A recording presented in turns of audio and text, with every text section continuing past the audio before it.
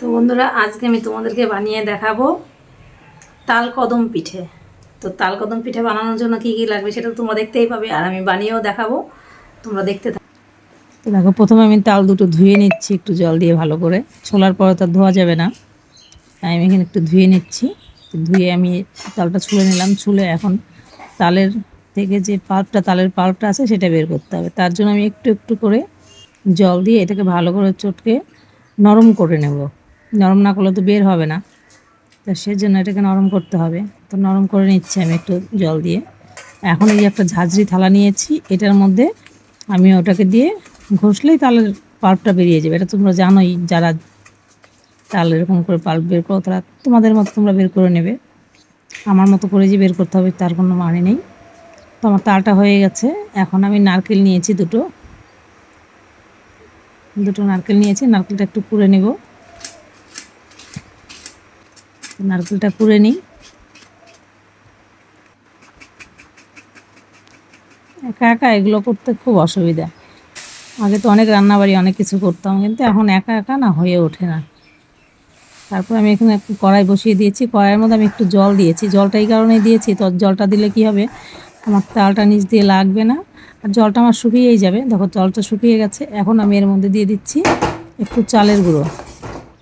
তোমরা চালের গুঁড়ো, ময়দা যে কোনো একটা দিয়ে করতে পারো, কোনো অসুবিধা নেই।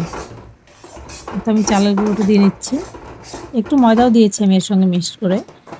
এখন আমি এটা একটু নেড়ে নিয়েছি। আর এটা এরকম করে একটু নরম নরম রাখতে হবে, পুরো শক্ত করলে কিন্তু পিঠেটা হবে না।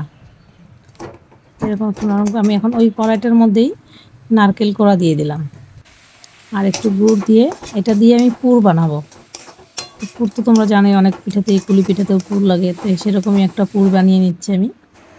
পুরটা বানানো হয়ে গেছে। আর দেখো আটাটা আমি যে করেছিলাম ওটা আমার একটু নরম হয়ে গেছে, তো আমি এখন এর মধ্যে একটু আটা দিয়ে আর একটু মেখে নেব। মানে বেশি নরম হয়ে গেছে, তো আমি এটা একটু আটা দিয়ে মেখে নিই। তারপর আমি এই যে একটু ঘি নিয়েছি, হাতের মধ্যে একটু ঘি লাগিয়ে নিলাম। নেওয়ার পরে আমি গোল গোল করে বল বানাবো। আবার দেখো, বল বানিয়ে এবার খেলতে লেগে যায় না সব। আমি বলগুলো বানিয়ে নিচ্ছি। হয়ে গেল আমার এরকম করে গোল করে বানানো। 2 আঙ্গুল দিয়ে এরকম চেপে চেপে একটু গোল করে নেবে পুর দেওয়ার জন্য ওর মধ্যে। তখন আমি পুরটা ওর মধ্যে দিয়ে নেব। দেখো পুরটা ভরে দিলাম। ভরে দিয়ে আমি আবার একটু গোল করে নেব এটাকে। 2 হাতে চেপে চেপে একটু গোল করে নেব, বলের মতো করে নেব। তোমরা নারকেল নাড়ু বানাতে পারো, সেই নারকেল নাড়ুর মতো এটা একটু বানিয়ে নিতে হবে। তোমার বানানো হয়ে গেল। এখন আমি কি করব বলো তো। এটা হচ্ছে, আমি চাল, বাসমতি চাল যেটা আছে সেটাকে আমি আধ ঘন্টা আগে ভিজিয়ে রেখেছিলাম। তারপর জলটা ঝরিয়ে নিয়েছি। ওই চালটাই গায়ের মধ্যে এখন লাগিয়ে দিচ্ছি। আর এই চালটার জন্যই কদম ফুলের মতো হবে। তো চালটা আমি লাগিয়ে নিলাম। তো এখন চলো বাদবাকিগুলো বানিয়ে নিই।